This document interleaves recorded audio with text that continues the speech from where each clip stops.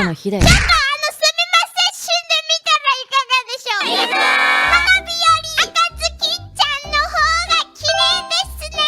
何？聞こえない。花火より赤ずきんちゃんの方が綺麗ですね。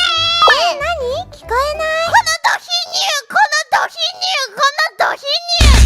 今日は赤ずきんちゃんとさはやって一緒に花火見れてすごく嬉しかったな。くまくんと来たかったな。なんでそんなこと言うんだよ。ずっと俺は2番目なのか。13番目だよ。待って、それはやばい。